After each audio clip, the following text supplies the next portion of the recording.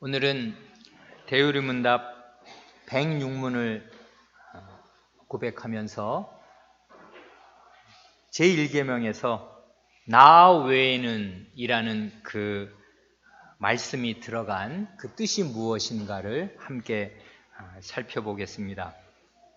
제106문을 함께 고백할 텐데 사소하게 두 군데만 고친 것을 이미 우리 교회 단체 카카오톡방에 알려드렸습니다.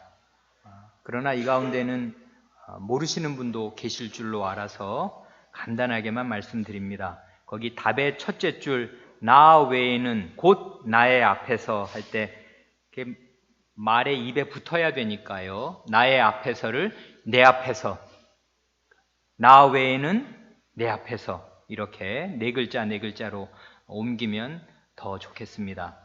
그 다음에 답의 그 밑에서 넷째 줄 매우 뻔뻔한 도발에서 그 매우가 most니까요. 가장 뻔뻔한 도발로 바꾸어서 교정한 본문으로 같이 고백하겠습니다. 106문입니다. 나 외에는 이라는 표현이 제1계명에서 특별히 가르치는 것은 무엇입니까? 답, 나 외에는 곧 내 앞에서 라는 표현이 제1계명에서 우리에게 가르치는 것은 모든 것을 보시는 하나님께서 다른 어떤 신을 모으시는 죄를 특별히 주목하시고 그 죄를 매우 싫어하신다는 것입니다. 이는 이 죄를 짓지 않도록 막고 이 죄를 가장 뻔뻔한 도발로서 심각하게 제시할 뿐만 아니라 우리가 하나님을 섬기는 모든 일을 그분의 눈앞에서 행하도록 설복하는 논증입니다.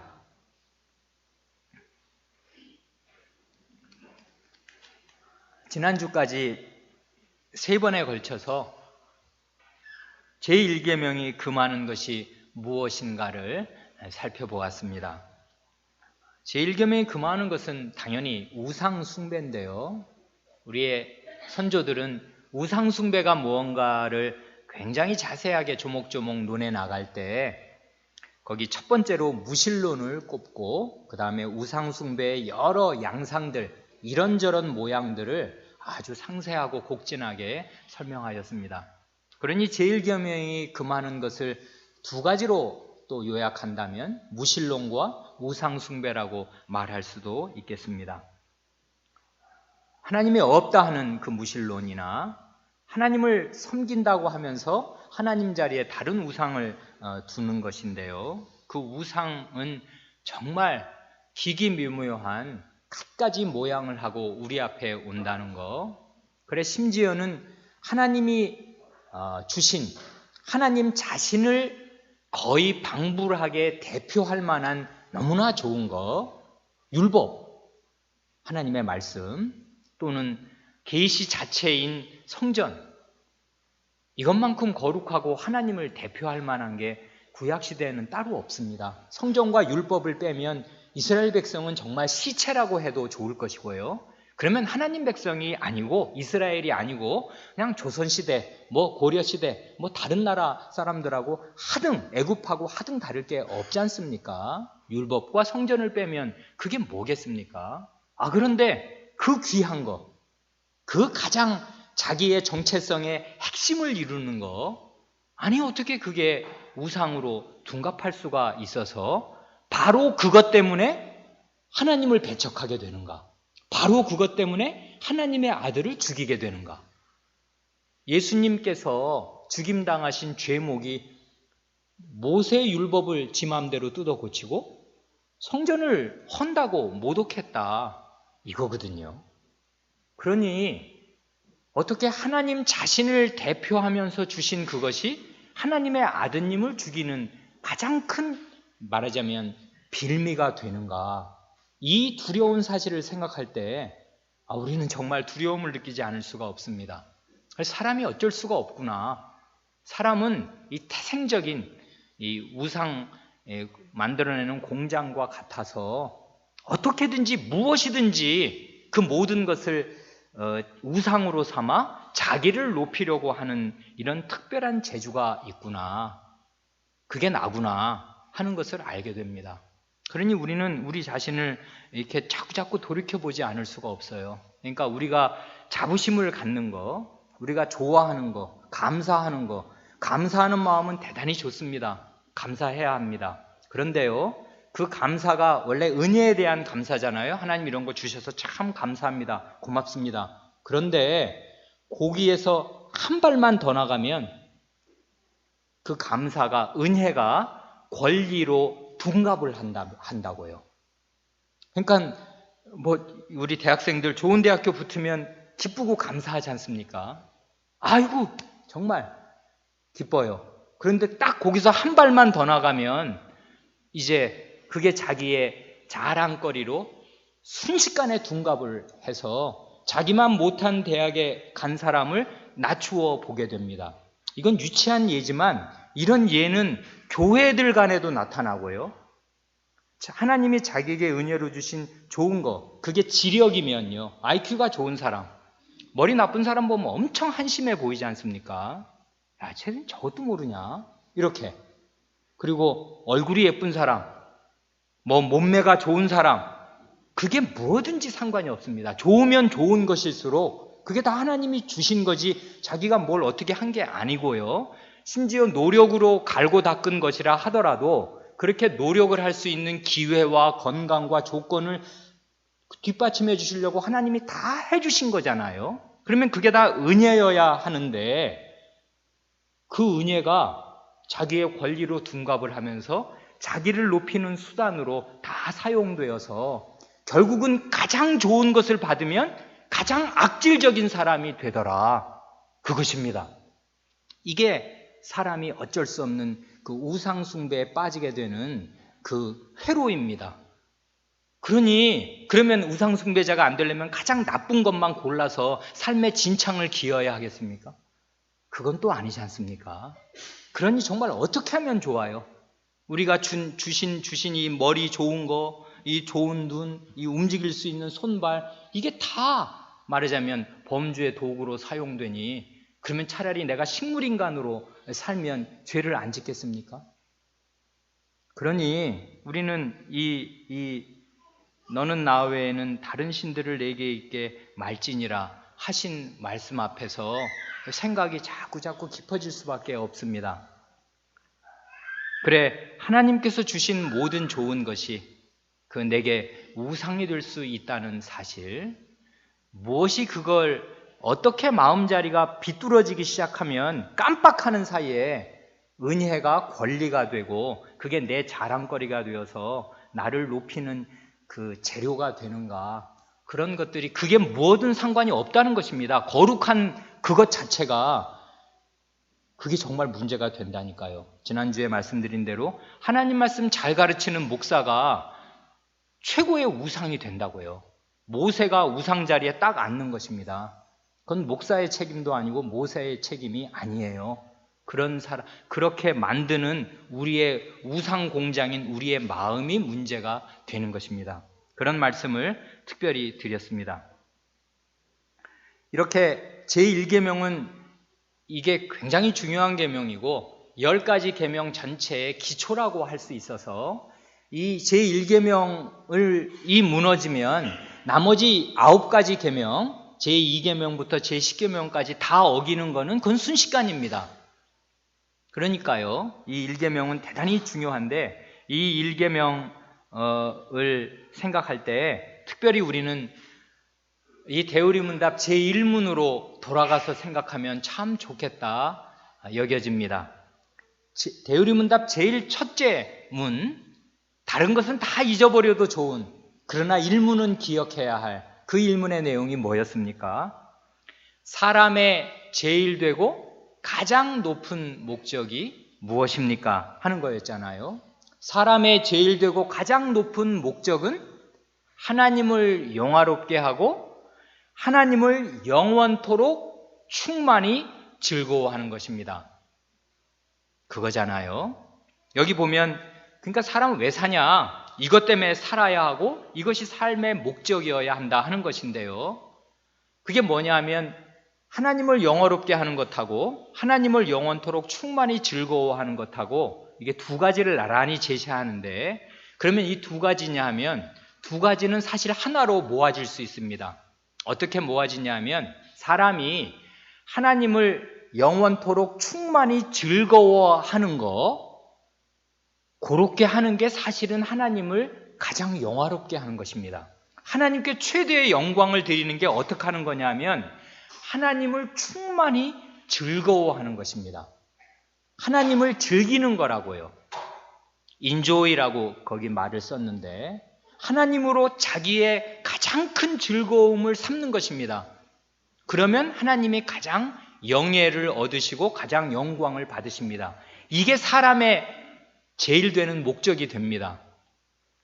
대류문답은 196문까지 길게 있는데 90문을 중심으로 해서 이제 제1문부터 90문까지가 일부 뭘 알아야 되냐, 하나님에 대해서 뭘 믿어야 되냐, 2부 그렇게 믿었으니 어떻게 살아야 되냐, 그걸 얘기하는 건데요. 1부의 시작을 제1문이 하면 이 1부를 마칠 때 90문으로 마치지 않습니까? 이 90문에 이 하나님을 즐긴다는 말이 또 한 번 나와서 하나님을 즐김, 하나님을 즐거워함, 이 말로 제1부가 이렇게 감싸집니다. 이게 제1부를 묶는 띠라고 할 수 있지 않습니까? 하나님을 즐김, 하나님을 즐거워함. 그게 90문이 뭐냐면 마지막 심판날에 인류 역사가 끝나는 마지막 그날에 우리 의인들에게 어떤 일이 일어납니까? 하는 것인데요. 다른 걸 다 제치고 그 제1문하고 딱 매치되는, 어울리는 그 말을 딱 고르면 이렇게 됩니다. 심판날의 의인들은 특별히 성부 하나님과 우리 주 예수 그리스도와 성신을 즉시 배웁고 영원토록 즐거워하게 됩니다. 요거라고요. 사람의 제일 되는 목적이 완전히 실현되는 것입니다. 그러니까 사람의 제일 되는 목적은 하나님을 영원토록 충만히 즐거워함으로써 하나님께 영광을 돌리는 게 우리가 사는 궁극적인 최대의 이유여야 되는데, 그 우리의 사는 이유와 목적이 심판날에 완전히 이루어져서 여기 보면 성부, 성자, 성신, 삼위 하나님을 즉시 뵈면서 영원토록 즐거워하게 된다. 하나님을 충분히 즐거워하게 된다, 그것입니다. 그래, 지난 요 90문을 우리가 같이 읽고 고백한 때가 지난해 12월이거든요. 약 한 5개월쯤 지나서 그때 드린 말씀 한 가지를 다시 상기시켜드리고 싶습니다.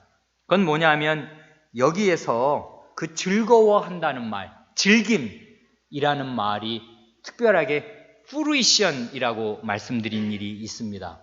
fruition이라는 말은 우리 어린 사람들도 알만한 그 영어 fruit, 과일, 열매라는 말에 ION을 덧붙인 거지 않습니까? 그러니까 열매를 먹음, 이것입니다. fruition이라는 거는 열매를 누림. 하나님이 최종적인 우리가 누리고 그 단물을 빨아야 할 그 열매 자체가 되십니다. 삼위 하나님이 여기 보면 성부 하나님과 우리 주 예수 그리스도와 성신을 영원토록 즐김, fruition이라는 게 하나님, 삼위 하나님을 즐기는 것이다, 그것입니다. 그래, 이때 제가 우리의 참 큰 스승 어거스틴 선생의 책 2권에서 2가지 말을 인용해서 말씀드렸습니다. 이 fruition이라는 단어가 어거스틴 선생이 이 단어로 아주 중요한 걸 우리에게 가르쳐 주었기 때문에 그렇습니다. 이게 한 1700년 전의 말이에요. 그리스도인의 교양에서 어거스틴 선생이 이렇게 말합니다. 즐거워하여야 할 유일한 대상은 하나님뿐이시고 그 나머지 모든 것은, 그게 뭐든지 간에 하나님을 즐거워하기 위해서 사용하는 도구일 뿐이다. 이것입니다. 그리고 이분의 그 유명한 책 중에 제일 유명한 책은 어거스틴의 고백록이지 않습니까? 고백록에서는 또 이렇게 말하지 않습니까? 선하게 보이는 사물들을 통하여 선 자체이신 하나님을 발견할 수 없는 자들은 모두 허망한 자들이다. 똑같은 얘기를 지금 하는 겁니다. 그러니까 이 어거스틴 선생은 아주 놀라운 분류를 하는데요. 이 세상에 있는 모든 것을 딱 둘로 나눕니다. 어떻게 둘로 나누냐 하면 즐거워하는 것과 사용하는 것으로 나눕니다. 즐기는 것, fruition의 대상과 그냥 나머지 쓰는 것, 사용하는 것으로 나눕니다. 두 가지예요, 세상은. 그런데 신자든지 사람이라면 즐거워해야 할 유일한 대상은 하나님입니다. 그 나머지는 하나님을 즐기기 위해서 우리에게 도구로 주신 그 사용할 것들입니다.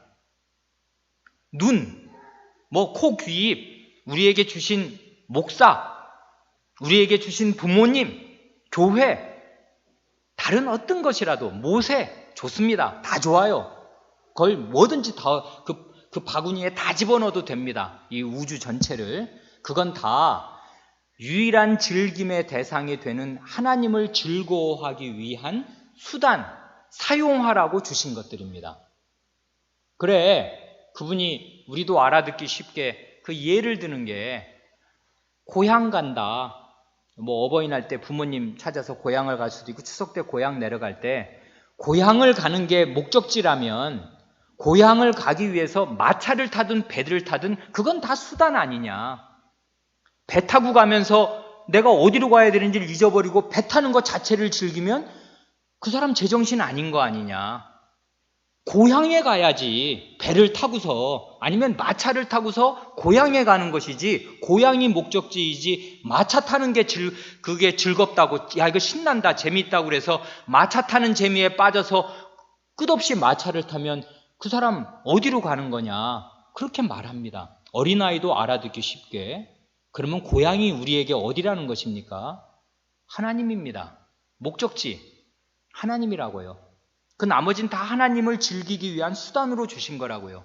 그러니 우리에게 아내와 그 남편과 자식이 얼마나 소중합니까? 이런 건 다 하나님을 즐기기 위한 수단으로 주시는 거라고요. 우리에게 교회와 이 나머지 모든 그 역사와 전통이며 이런 것들이 얼마나 소중합니까? 이런 건 다 수단이라고요. 그게 목적이 아니라고요. 하나님을 즐기기 위한 수단들입니다. 그러니까요, 제가 이 말씀을 왜 드리는가 하면 다시금 생각할 때 제1계명을 생각할 때 대우리문답 일부가 전체로 가르치는 거 우리가 벌써 이걸 한지 지금 110회나 돼서 2년 가까이 배우니까 앞에 2년 동안 생각해왔던 걸 다 한꺼번에 머릿속에 담고 있을 재주는 없고 가장 중요한 것을 딱 우리가 마음에 쥐고 있는다면 그 90문으로 이루어진 일부 전체는 하나님을 즐김으로 시작해서 하나님을 즐김으로 끝납니다. 이게 우리의 목적입니다. 그 나머지는 싹 다 수단이에요. 그런데 그 목적을 조금이라도 놓치는 순간에 우리는 오갈 데 없이 우상숭배자가 되더라 그것입니다. 하나님을 즐겨야 하는데 하나님을 즐기라고 주신 수단들을 그것을 의지하든지 그래서 거기서 말하지 않습니까? 비록 불법적인 수단을 사용하는 건 그건 우상숭배고 합법적인 수단일지라도 수단 자체를 의지하는 거 요게 우상숭배다. 그리고 사람을 믿음과 양심의 주인으로 삼는 거 이게 우상숭배다. 이렇게 가르치지 않습니까? 근데 그런 예들이 성경에 나올 뿐 아니라 성경에 나오면 그런가 보다 2000년 전 얘기니까 그럴지 모르지만 성경에 나온 그 사람의 정신 상태가 이건 죄인의 마음 상태를 말하는 것인데 마음이라는 것은 아담의 타락 이래로 변함이 없어요.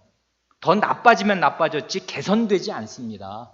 그러니까요, 그 성경에서 지적한 우상숭배의 마음을 지적하면 그것이 그냥 내 속에 있다고 보면 됩니다. 그래, 나도 오갈 데 없이 우상숭배자입니다. 깜빡 조심하지 않으면 다 이렇게 됩니다. 내게 주신 어떤 것을 다 우상으로 삼아서 하나님께 가는 것을 가립니다. 그렇게 되면 사람이 굉장히 완고하게 되어요. 그래서 결국은 하나님 자신을 배척하는 자리에 이르고야 맙니다. 그러니 우리는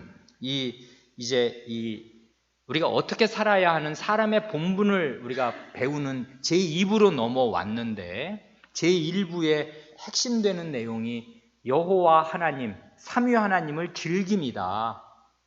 그걸로 1부는 시작하고 끝나는데, 왜 사람이 우상숭배자가 되는가 하면 하나님을 즐기는 그 자리, 하나님을 목적지로 알고 즐기는 그 자리에서 조금만 마음이 비끄러지면 곧바로 사람은 그 자리에서부터 우상숭배자로 살게 되고, 그것이 고질화되면은 아주 희한하게 하나님이 가장 좋은 선물로 주신 것들을 악용해서 그것이 오히려 하나님을 배척하는 가장 강력한 무기로 둔갑을 하더라 하는 그런 두려운 예들을 성경과 교회사에서 우리는 계속 본다, 그것입니다.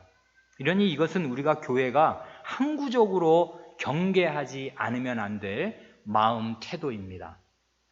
그래, 이게 어쩔 수 없어요. 우리가요, 조심해야 합니다.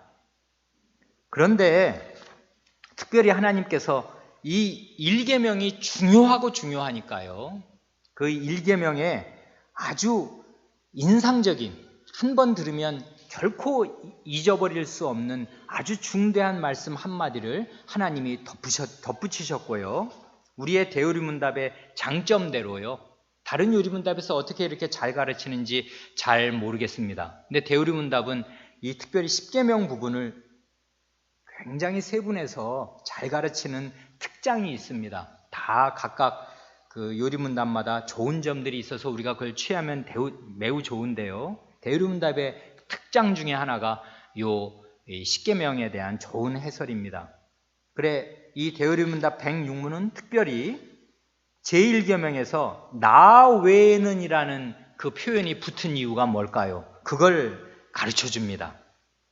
여기, 그래, 아까 우리 본문으로 우리가 출애굽기 20장, 신명기 5장, 이게 10마디 말씀이 들어간 성경의 두 군데 그 중요한 장이지 않습니까? 그래, 두 군데의 본문을 읽었는데요, 아쉽게도 우리말 그 한글 개역 성경은 출애굽기 20장 3절, 신명기 5장 7절의 말이 조금 다릅니다. 그런데 결론부터 말씀드리면 원문은 토시 하나 안 빼놓고 똑같아요. 두 구절이 똑같다고요. 그런데 이제 출애굽기를 번역한 분이 신명기를 번역한 게 아니든지, 각각 나눠서 번역했든지, 아니면 출애굽기를 번역하다가 이건 하루아침에 하루에 하는 게 아니니까요, 며칠이 지나고 몇 달이 지나고 그 다음을 번역할 때는 그 말을 그대로 자기 머릿속에 담고 있는 게 아니니까 똑같은 원어를 우리말, 한글 다른 말로 번역을 한 것입니다. 그래, 개정개역을 보니 조금 더 낫게는 되어 있습니다. 그러니까 이것입니다. 너는 나 외에는 다른 신들을 내게 있게 말지니라. 이게 출애굽기인데, 신명기 5장 7절은 우리 한글 개역은 예전 개역, 나 외에는 위하는 신들을 내게 있게 말지니라. 뭐 위하는 신은 뭔가 이렇게 생각할 수 있는데, 그런 말이 따로 있는 게 아니라 너는 나 외에는 다른 신들을 내게 있게 말지니라, 그냥 이 말 그대로입니다. 출애굽기나 신명기나 똑같다고요. 그런데 중요한 건 그게 아니라 이 출애굽기에서든 신명기든 말이 완전히 똑같으니까 거기에 두 번 그 들어간 말 중에 아주 중요한 그 우리가 잊으면 안 될 그 1계명에 있는 말 하나가 뭐냐면 나 외에는 이것이라는 것입니다. 하나님께서 특별히 너는 나 외에는 내 앞에서, 그러니까 다른 신들을 내게 있게 말지니라 할 때 그 나 외에는 이라는 말을 하셨는데, 그 말은 여기 곧 내 앞에서라는 말, before me 이렇게 옮길 수 있는 내 앞에서라는 말로 바꾸어도 좋은데요, 직역을 하면 더 실감나는데, 이게 아주 그냥 고지곧대로 직역을 하면 나 외에는 이라는 말은 내 앞에 서고 더 직역하면 내 얼굴 앞에서입니다. 내 얼굴 앞에서. 그러니 이 말은 얼굴을 눈으로 바꾸어도 됩니다.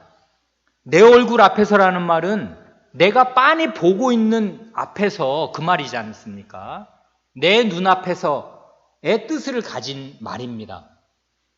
그렇지만 직역하면 내 얼굴 앞에서 하면 틀림이 없고, 그러니까 그 내 얼굴 앞에서라는 말 우리가 흔히 쓰는 말은 아니니까요. 그냥 내 앞에서 하면 좋습니다. 하나님께서 특별히 일계명 앞에 내 앞에서라는 말을 넣어서 이 금령을 말씀하십니다. 그래, 우리 대우림답이 설명을 이렇게 잘 해놓았습니다. 그 두 문장으로 되어 있지 않습니까? 답의 내용이 첫 문장이 이렇습니다.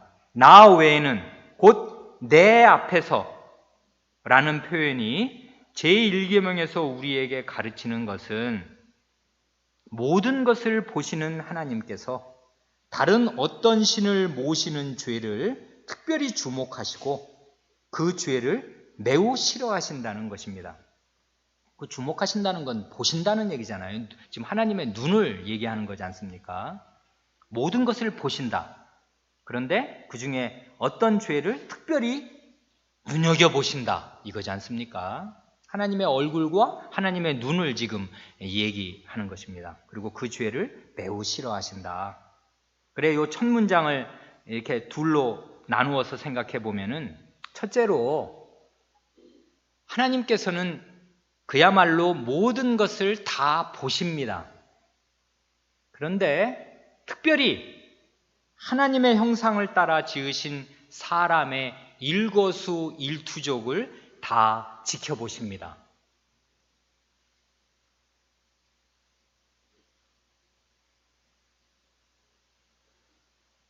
우리보다 이 시편 139편의 기자는요, 시편 139편을 지은 저자는, 우리는 이런 말 들으면 다 아는 거 아니야?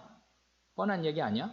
이렇게 식상하게 생각하는데, 이 시편 139편 저자는 하나님께서 모든 것을 다 보신다는 이 사실이 자기에게 대단히 기이한 사실이다. 이걸 내가 어떻게 잘 깨달을 수 있을까 하고 대단한 경외심을 표시합니다. 여기 우리 139편을 한번 같이 보고 싶은데요. 이게 워낙 그 말씀이 좋아서 여기 특별히 제1계명을 잘 이해하는데, 실감 있게 이해하는데 139편의 말씀이 도움이 되는 줄로 믿습니다. 우리 하나님 말씀은 낭독하는 게 좋으니까요. 우리 교우분들께서 제가 1절로 4절을 읽을 텐데 원하시는 분은 소리 내어서 낭독하셔도 좋겠습니다. 139편 1절로 4절입니다. 여호와여, 주께서 나를 감찰하시고 아셨나이다. 주께서 나의 앉고 일어섬을 아시며 멀리서도 나의 생각을 통촉하시오며 나의 길과 눕는 것을 감찰하시며 나의 모든 행위를 익히 아시오니 여호와여, 내 혀의 말을 알지 못하시는 것이 하나도 없으시니이다. 여기 지금 1절에서는 전체의 제목처럼 크게 주께서 나를 감찰하시고 나를 잘 살펴보시고 다 아십니다 라고 말한 뒤에 2, 3, 4절에서는 그것을 아주 조목조목 세분해서 말하는데, 여호와께서 나를 지켜보신 다음에 뭘 아신다는 그 조목조목 뭘 아십니까? 몇 가지를 얘기하잖아요. 4-5가지를. 나의 앉고 일어서는 것. 우리 교우분들 지금 앉아 계시는 거 아시겠네요. 그 다음에 멀리서도 나의 생각을 통촉하시며, 나의 앉고 일어서는 걸 아시고 내가 지금 무슨 생각하고 있는지를 아십니다. 그 다음에 나의 길, 나의 가는 길, 인생 길을, 그러니까 발걸음을 아십니다. 그리고 나의 눕는 것을 지켜보십니다. 나의 모든 행위를 익히 아십니다. 그래, 맨 마지막 4절에 보면 내 혀의 말을 알지 못하시는 것이 하나도 없으시니이다. 그 다음 보면 이 지식이 자기에게 너무나 기이하다는 거지 않습니까? 어떻게 이럴 수가 있겠나 하고 대단히 기이한 느낌을 주는 것입니다. 이 하나님의 이 나를 다 속속들이 아시고 보시고 계신다는 이 사실이. 그래, 7절 8절을 한번 같이 읽어보지요. 7절 8절 내가 주의 신을 떠나 어디로 가며 주의 앞에서 어디로 피하리이까? 내가 하늘에 올라갈지라도 거기 계시며 음부에 내 자리를 펼지라도 거기 계시니이다. 그러니까 지금 하나님을 떠나서 피할 데가 없습니다.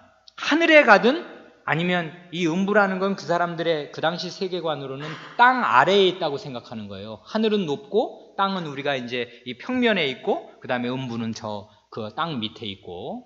그러니까 사람이 뛸 데가 멈추고 뛸 데가 없어요. 하늘에 가든 음부에 내려가든 거기밖에 없는데 땅에 있는 건 훤히 드러났으니까 어디로 가든 하나님 앞에서 피할 데가 없이 하나님의 그 전방위적인 눈앞에 내 모든 것, 뭐 생각, 말, 행위, 앉고 일어서는 것 이런 것들이 다 드러난다 그것입니다. 그리고 맨 마지막 이 23절, 24절로 가면 이렇습니다. 이런 지식의 터 위에서 이 사람이 기도를 합니다. 하나님이여 나를 살피사 내 마음을 아시며 나를 시험하사 내 뜻을 아옵소서. 내게 무슨 악한 행위가 있나 보시고 나를 영원한 길로 인도하소서. 이런 기도를 지금 왜 하는 것이겠습니까? 다 아신다면서요. 다 보신다면서요. 다 보고 계신 분에게 내 마음을 살피셔서 아시라고 이런 기도를 왜 하겠습니까? 앞에서는 하나님이 자기에 대해서 어떻게 하고 계시는가를 곰곰이 생각하고 그걸 고백한 뒤에 아, 하나님이 이런 분이구나. 나를 다 아신다. 그러니 이제는 내 마음을 하나님께 이렇게 드리는 것입니다. 하나님 이게 제 마음인데 하나님 다 살펴보시옵소서 하고서 이게 자기 마음에 꿍꿍이가 있고 우상이 있는 사람이 이런 기도를 할 수 있겠습니까? 내 마음 다 살피시라고? 못해요.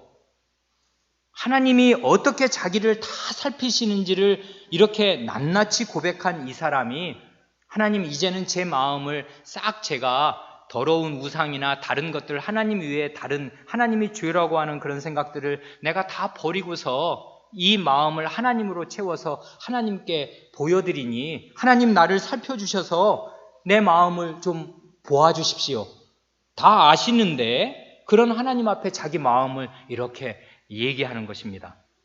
나를 시험하셔서 내 뜻을, 그러니까 자기 마음과 자기 뜻을 하나님이 살펴봐 주시고 알아주시라고. 내 마음에 더러운 거, 그릇된 거, 하나님 외에 다른 것으로 내 마음의 만족을 삼는 거, 그런 거 없지 않습니까? 하나님 이거 한번 봐주십시오. 혹시라도 내게 무슨 악한 행위가 있나 봐주시고 나를 영원한 길로 인도해 주십시오. 이게 전부 그러니까 이 139편을 다 보면 좋은데 처음부터 끝까지가 이게 마음에 관한 문제입니다. 시인의 마음에 관한 문제인데 하나님께서 시인의 마음을 통투하게 읽으신다 하는 이 지식 위에서 내 마음 전부를 하나님께 이렇게 드러내놓고 다 펼쳐놓고 하나님 내 마음 봐주시고 저를 영원한 길로 인도해 주십시오 하는 것입니다. 그러니까 참 좋은 기도입니다. 이 일계명에서 이 모든 것을 보시는 하나님, 내 마음 자리를 낱낱이 읽으시는 하나님, 그러니 우리가 어떻게 숨길 수가 없고 그 하나님 앞에 우리 자신을 다 이렇게 드러낼 수밖에 없습니다. 그런데 그게 첫째로 하나님께서 모든 것을 다 보시되 특별히 자신의 형상으로 지으신 사람의 일거수일투족과 그의 움직임과 그의 마음을 특별히 하나님이 주목해서 읽으신다는 이 사실 위에서 한 걸음 더 나아가서 이 우리의 대우리문답은 고백합니다. 하나님께서는 다른 어떤 신을 모시는 죄를 모든 것을 아시는데 그분이 다른 어떤 신을 모시는 죄를 특별히 주목하시고 그 죄를 매우 싫어하신다 하는 이 뜻을 담아서 내 앞에서, 내 눈앞에서, 내 얼굴 앞에서 라는 말을 거기에 쓰셨다 하고 가르칩니다.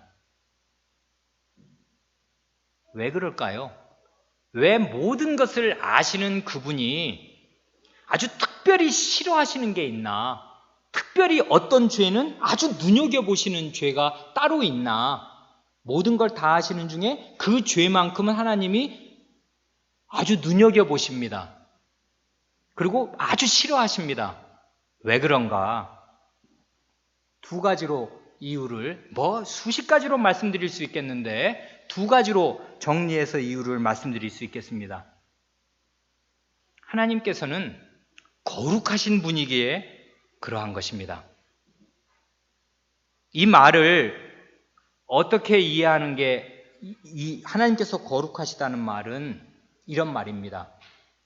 초월적이다 그것입니다. 비길 대상이 없다 그것입니다. 거룩하다는 말의 가장 중요한 원래 뜻이 그것입니다.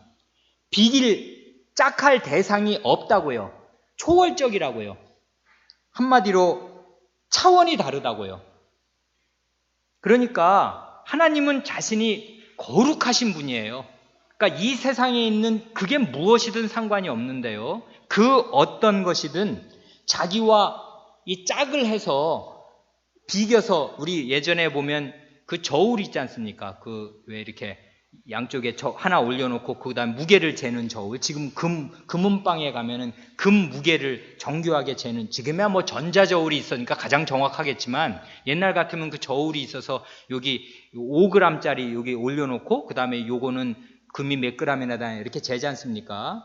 요런 그 양편 저울, 접시 저울에 자기가 왼편에 올라가시고 자기와 비기는 다른 어떤 것이 여기에 올라가는 것을 하나님은 용납하시지 않는 것입니다. 왜 그러냐면 이 세상에서는 이것저것을 잴 수가 있어요. 비교가 가능한데 하나님은 거룩하신 분이셔서 비교가 불가능하다 그것입니다. 거룩이라는 말의 원래 뜻이 그거예요. 초월한 것입니다. 차원이 달라요. 그러니까 하나님, 그래서 왜 거룩하시다는 말을 어떻게 설명할 길이 없으니까 예전에 어느 우리 교회에서 오신 그 외국 목사님, 하나님은 하나님이시다, 이 말 외에는 달리 설명할 길이 없습니다. 하나님은 그냥 하나님이에요. 이걸 뭘로 어떻게 설명할 길이 없어요. 그러니까 다른 것으로 왜 하나님을 설명하려고 하면 하나님 이외에 다른 것으로 수식을 해야 되지 않습니까? 그런데 그 수식하는 다른 것들이 하나님만 못한 것들이에요. 그런 것으로 수식을 받으면 하나님의 거룩하심이 깨지게 됩니다. 하나님은 그런 걸로는 설명이 안 돼요. 그러니까 하나님이 거룩하시다는 말을 어떻게 설명을 못하니까 하나님은 그냥 하나님이시다, 이게 거룩하시다는 말의 뜻입니다. 하나님은 그러니까 왜 한자를 쓰면 비류가 없는 거예요. 비류. 짝할 리가 없어요. 아무것도 상대가 안 돼요. 하나님은 원래 이런 분입니다. 그러니 자기랑 접시 저울에 다른 것이 올라가서 자기랑 대등한 자리를 차지하는 거, 그런 꼴을 못 보십니다. 그래, 하나님께서는 자신의 이름을 아끼시고 자신의 존재와 영광을 아끼시는 분이기에 지금 이러는 것입니다. 그래, 다른 어떤 신을 자기 백성이, 그리고 자기 형상으로 지으신 사람이 다른 어떤 신을 하나님 자리에 놓고 섬기는 그 죄를 하나님이 아주 특별히 주목해서 보십니다. 그래, 이런 하나님의 마음을 가장 잘 아시는 그 하나님의 아드님께서 우리에게 기도를 가르치실 때 제일 먼저 구하라 하시는 게 뭡니까? 하나님의 성호가 거룩히 여김을 받으시옵소서 하는 그 기도 아닙니까? 이거예요. 이게 지금 제1계명을 이루는 그 유일한 길 아니에요. 하나님은 하나님의 대접을 받으십시오, 이것입니다. 하나님은 거룩한 분이시니까 그 이름이 거룩히 여김을 받으십시오. 받게 되시기를 저는 바라고 그것이 제 첫 번째 가장 강력하고 절실한 소원이올시다 하는 것을 네 마음의 소원으로 품고 하나님께 계속 구해라 하고 가르치신 거 아닙니까? 그러니 하나님은 거룩하신 분이기에 하나님은 하나님이시기에 다른 어떤 것도 하나님 자리에 비겨서 오기를 원치 않으십니다. 그러니 하나님 백성이라는 사람들이 하나님 외에 다른 어떤 목사, 모세, 성전, 다른 어떤 것이라도 그 자리에 있어서 그게 하나님의 자리를 찬탈한다든지 가로막는다든지 못 보게 하면 하나님이 참으실 수가 없다 그것입니다. 그래 이사야 42장 8절에 이런 말씀이 있습니다. 나는 여호와니 이는 내 이름이라. 그 다음 말씀이 중요한데요. 나는 내 영광을 다른 자에게 내 찬송을 우상에게 주지 아니하리라 하십니다. 하나님은 결코 자신의 고유의 영광, 자신의 이름만이 받아야 할 그 마땅한 대접, 그걸 영어로 God's due라고 합니다. 하나님이 받으셔야 할 하나님의 지분, 그게 있는 거예요. 하나님은 하나님이시기 때문에 하나님은 거룩하신 분이셔서 마땅히 하나님이 늘 받으셔야 할 하나님의 몫이 있어요. 하나님의 지분이 있다고요. 그걸 하나님께 계속 드려야 합니다. 하나님은 그것을 자기 지분을 다른 자에게, 우상에게 절대로 빼앗기실 분이 아닙니다. 그런데 왕왕 하나님의 백성들은 그런 짓들을 하거든요. 하나님이 그것을 못 견디시는 것입니다. 그래서 사실은 우리의 그 예배 아니습니까? 이 예배도 이런 정신에서 출발하는 것이에요. 이건 다른 얘기인데 제가 예배 얘기가 나왔으니까 한마디만 잠깐 옆으로 갔다가 돌아옵니다. 예배 오기 전에 전날이든 그 아침이든 대판 부부싸움을 하지 않습니까? 그런 경험 없으신지 모르겠는데요. 그러면 예배 드릴 마음 싹 사라집니다. 그렇죠? 아니 이렇게 해서 내가 예배를 드리면 무슨 찬송이 되겠으며 내 마음이 지금 비유로 말하자면 마음이 지옥인데 무슨 예배를 내가 드리겠나? 에이 예배 가지 말자 라든가 아니면 예배 가봐야 이거는 소용이 없다 이렇게 사람이 생각할 수 있어요. 자기 감정에 충실한 거지요 말하자면. 그런데 그럴 때 꼭 생각해야 되는 게 주님 가르치신 기도의 그 첫 번째 간구고요. God's due, 하나님의 몫이라는 것입니다. 나는 이날이 주일이면요. 내가 배우자와 싸워서 내 마음이 가장 밑바닥으로 내려와서 예배는 예자도 드릴 수가 없는 그런 바닥 형편에 있을지라도 하나님은 내게 받으셔야 할 몫이 있어요. 내게 예배를 받으셔야 할 분입니다. 하나님의 당위, 하나님이 받으셔야 할 그 지분이 있다고요. 이걸 인정하고 하나님의 자리에 예배드리는 자리에 나오는 거, 그게 하나님 백성의 마땅한 태도입니다. 자기 기분이 어떻든 그건 뒤로 미루는 거예요. 내가 기분이 이렇게 안 좋은데 어쩌면 좋아요. 참 안 됐지요. 그 기쁜 마음으로 감사하면서 잘 준비해서 나오면 얼마나 좋겠습니까만은 우리가 죄인들이라 그렇게 못해요. 심지어 예배당 오는 차 안에서도 엄청 싸워가지고 차라리 차 돌려서 집에 가고 싶은 때도 많지 않습니까? 그러더라도요, God's due, 하나님이 받으셔야 할 목. 왜요? 하나님은 거룩하신 분이거든요. 하나님은 받으셔야 할 것이 있어요. 언제든지 자기 이름이 거룩히 여김을 받으셔야 합니다. 그러니 나는 하나님께 드려야 할 게 있는 사람이다.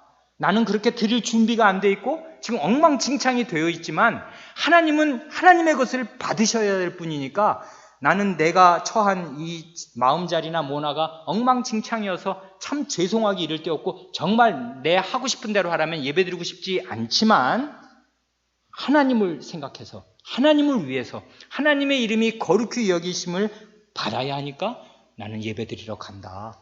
이렇게 하는 것입니다. 이게 믿음이라고요. 이게 하나님을 하나님으로 대접하는 거라고요. 하나님의 것을 하나님에게 돌리는 거라고요. God's due. 하나님의 목, 하나님의 지분, 하나님은 거룩하시다. 이게 우리 신자의 마음을 딱 채우고 있어야 합니다. 이래야 예배가 예배답게 됩니다. 그거고요. 둘째로는 그러니까 하나님은 자기 자신에 대한 거룩한 자의식이 딱 있으신 거지요. 나는 거룩한 존재야. 아무도 나랑 짝할 수 없어. 누가 나랑 비긴단 말이야. 근데 내 자리에 누가 올라와? 목사가? 교회가? 전통이? 어림도 없다. 치워라. 그런 거. 이렇게 하시는 분인데요. 그건 자기 자신이 거룩하셔서 그렇고요. 이걸 다른 식으로 표현하면 이렇습니다. 둘째로는 하나님께서 우리를 사랑하셔서 우리의 마땅한 사랑과 존경을 받으시기를 지극히 열망하시기에 그런 것입니다. 아니, 우리에 대한 사랑이 전혀 없다면은 그 왜 결혼한 사람이든지 혹은 결혼 안 한 사람이 연애를 안 하고 있으면 지나가는 남자가 딴 여자 좋아해서 죽고 못 사는 게 그게 나랑 무슨 상관이에요? 가서 잘 사겨 둘. 이렇게 하면 되지 않습니까? 그런데 저 남자가 내가 여자라면 말이에요. 처녀라면 저 남자가 딴 여자 좋아서 사귀는 거 나랑 관심이 없는 사람이고 버스에서 옆자리에 앉은 사람이라면 아무 상관이 없는데 그 사람이 버스에서 옆자리, 전철에서 옆자리에 앉은 남이 아니라 내가 정말 좋아하는 그 사람이라면 대단히 문제가 될 거 아닙니까? 아니, 나랑 결혼하기로 약속한 사람인데 왜 딴 여자를 보나? 왜 딴 남자를 보나? 왜 마음을 딴 사람에게 주나? 이러면 이건 배반이야, 배신이야. 참을 수 없어. 이렇게 되는 거 아니에요? 그러니까 하나님께서 이 1계명을 명하실 때 우상 숭배를 금할 때는 첫째로는 자기 자신이 거룩한 분이니까 당연히 그러한 것이지만 동시에 하나님 백성을 지극히 사랑하시고 하나님 백성의 마음을 전체로 얻기를 바라셔서 그 사람들의 지고에 하나님께만 돌려야 할 그 사랑과 존경을 정당하게 받기를 원하시기 때문에 그것이 딴 데로 가는 것을 하나님이 참으실 수가 없는 것입니다. 그래, 우상숭배는 영적인 간음입니다.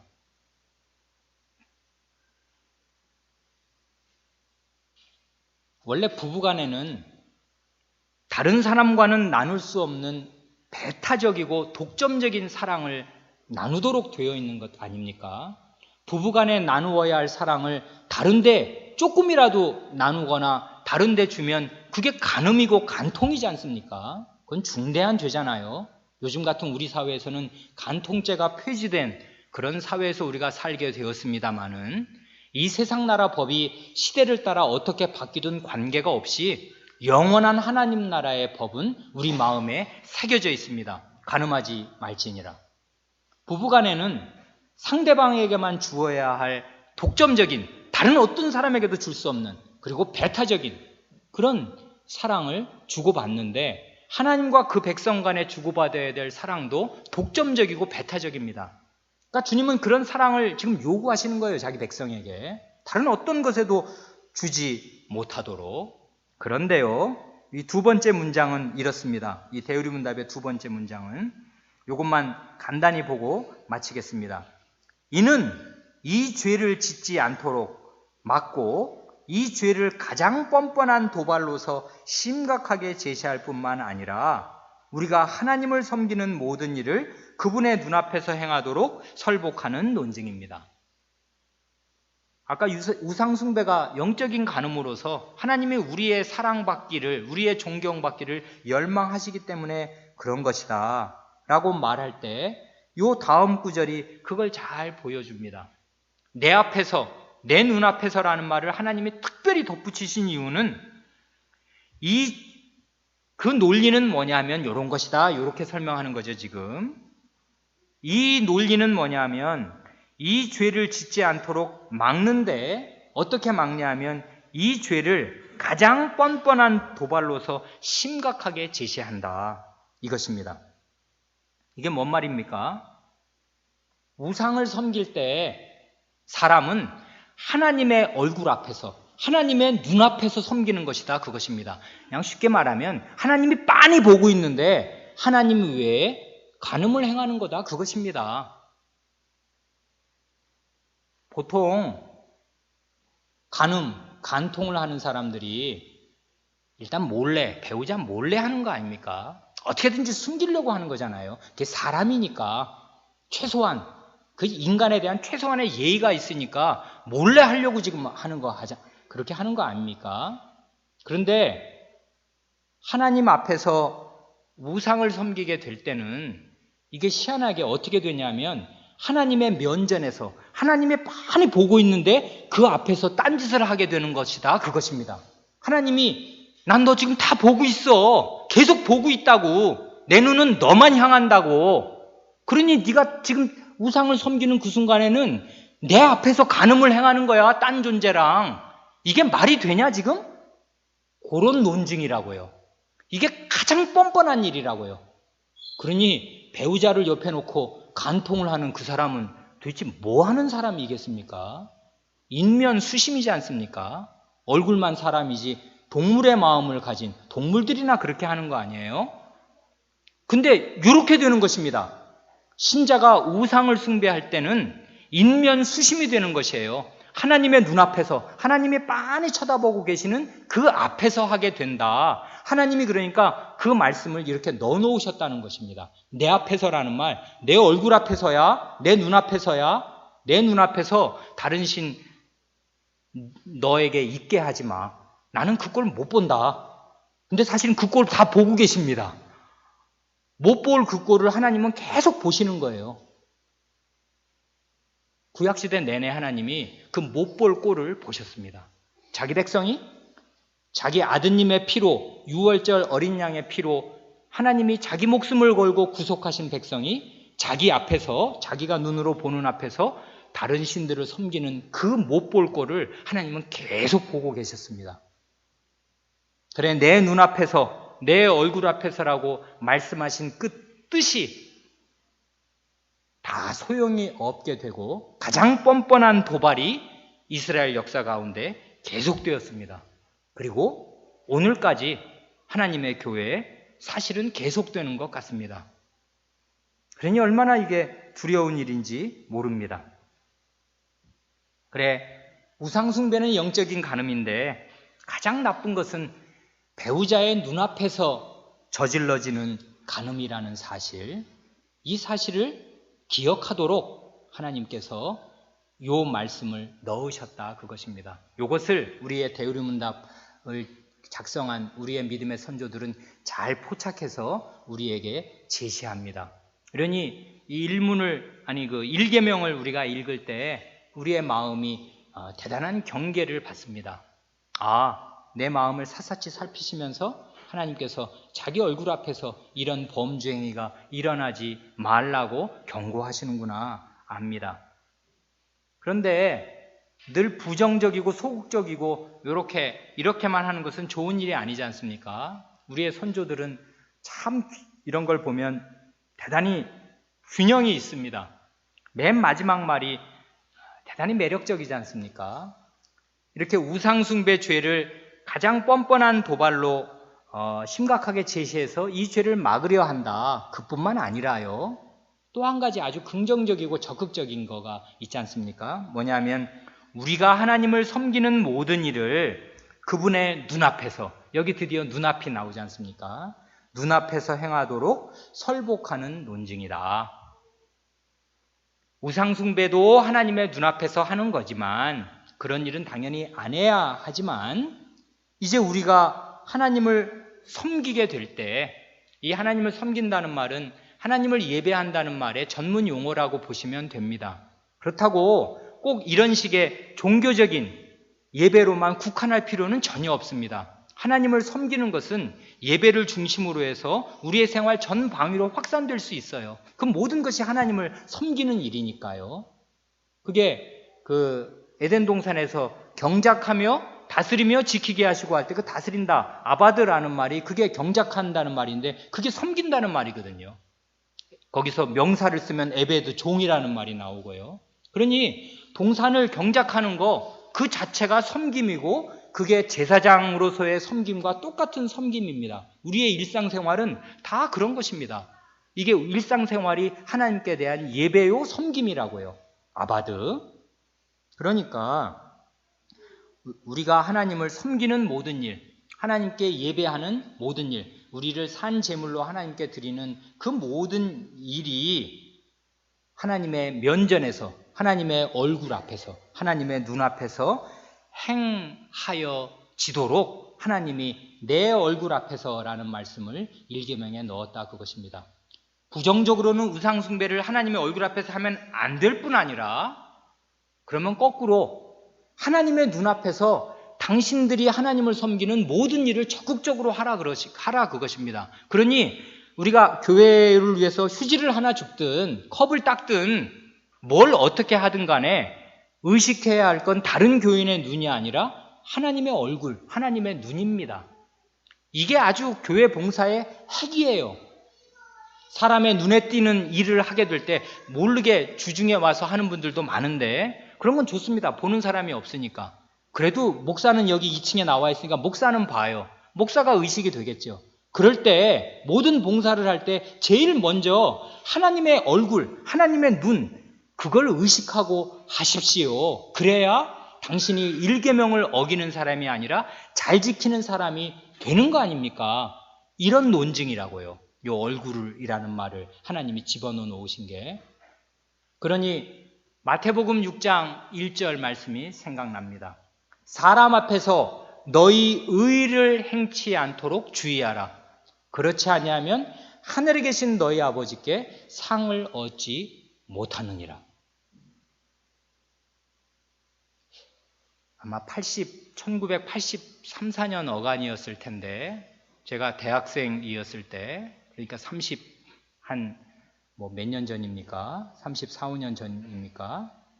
그때 이름만 대면 알만한 어느 목사님이 제가 다니던 교회에 오셔서 이 마태복음 6장 1절을 말씀하시면서 한 가지 퀴즈를 내신 것이 30몇 년이 지난 지금에도 제 마음에 남아 있습니다.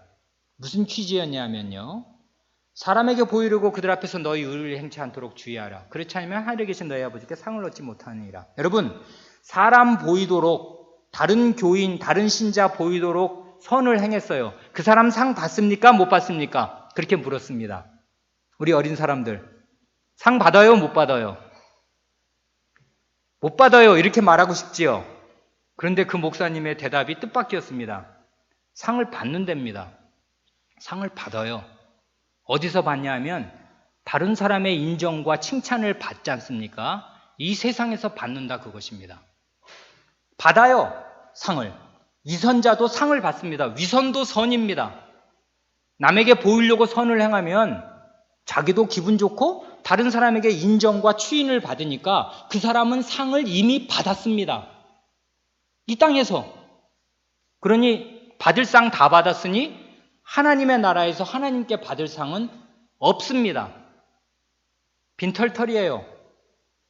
그러나 사람의 눈보다 하나님의 눈을 의식해서 참되게 하나님을 섬긴 사람들은 하늘에 계신 너희 아버지께 하늘에서부터 상을 받는다 그것입니다. 그러니 이게 내 앞에서라는 말이 주는 강력한 논증 아닙니까? 내가 너를 다 보고 있어. 그러니까 다른 모든 사람이 네가 한 선행, 네가 한 교회 봉사, 네가 한 기도 그건 몰라도 되는 거야. 내가 본다니까. 해. 그러니까 열심히. 내 눈을 의식하고 해. 딴 사람 의식하고 하지 마. 그러면 상을 받을 건데 이 땅에서 받을 거야. 네 상 이미 다 받았어. 너 받았잖아. 칭찬받고 다 인정받고 남 보라고 한 거 아니야. 그래서 다 만족을 얻었잖아. 됐네 그러면. 그러면 그 사람 상은 끝난 것입니다.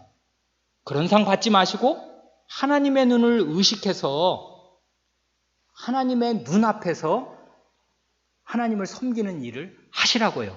그래서 하나님께 상을 받으시라고요. 이게 이 대우리문답이 가르쳐주는 이게 내 앞에서 내 눈앞에서라는 말이 가르쳐주는 논증이다 그것입니다. 참 좋습니다. 하나님께서 제1계명을 이런 귀중한 말씀으로 장식하시고 이 제1계명의 정신이 무엇인가를 우리 마음에 잊지 못하도록 생생하게 새겨주셨습니다. 내 앞에서, 내 얼굴 앞에서, 내 눈 앞에서 라는 말씀을 기억하시고 우상도 버리시고 하나님을 적극적으로 섬기시기 바랍니다. 그래서 하나님께 다 큰 상을 얻으시기 바랍니다. 하나님께서 우리 교우분들이 하나님의 눈을 보고 수고하신 어떤 것도 잊지 않으십니다. 심지어 냉수 한 그릇을 하나님 말씀 전하느라 목이 탄 그 종에게 갖다 준 그거 하나님이 결단코 잊지 않으시리라고 우리 주님의 입으로 그 말씀을 하셨는데 하나님이 하나님의 눈앞에서 하나님 보시라고 한 선행을 물 한 컵 갖다 준 것이라도 어떻게 하나님이 잊으시겠습니까? 그러니 우리 교우분들의 모든 수고와 봉사가 다 하나님 앞에서 상 받으시기를 바랍니다. 기도하겠습니다.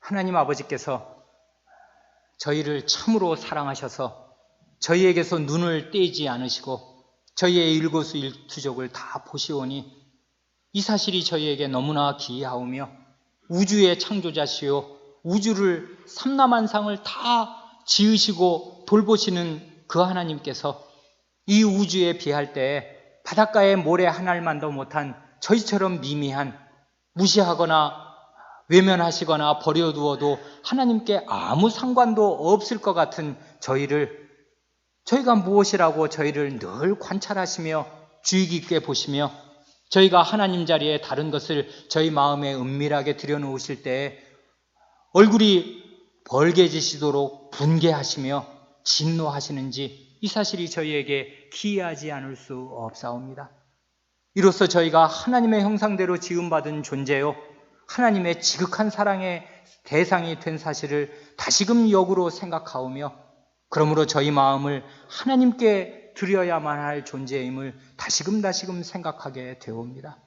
주님, 저희가 하나님의 얼굴 앞에서 하나님이 빤히 보시는 앞에서 가장 뻔뻔한 죄악인 우상을 들여놓지 않게 하시고 저희의 마음에 자기도 모르게 들여놓은 우상들을 날마다 척결할 수 있게 하여 주셔서 하나님만으로 저희 마음을 가득 채울 수 있게 하여 주시옵소서.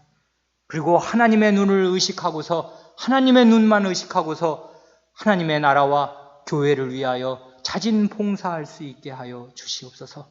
저희 마음에 위선된 모든 것을 내어 쫓아주시고 다른 사람의 눈을 하나님의 눈보다 더 의식하는 그릇된 위선을 다 버릴 수 있게 하여 주시고 오직 하나님만을 바라고 하나님을 위하여 참되게 봉사하여 하나님께 큰 상을 받는 사람들로 다 나타날 수 있게 하여 주시옵소서. 우리 구주 예수님의 이름으로 기도하옵니다. 아멘.